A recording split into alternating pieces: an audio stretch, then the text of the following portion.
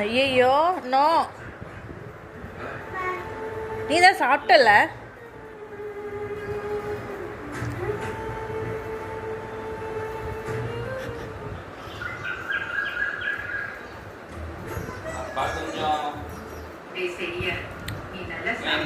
லியா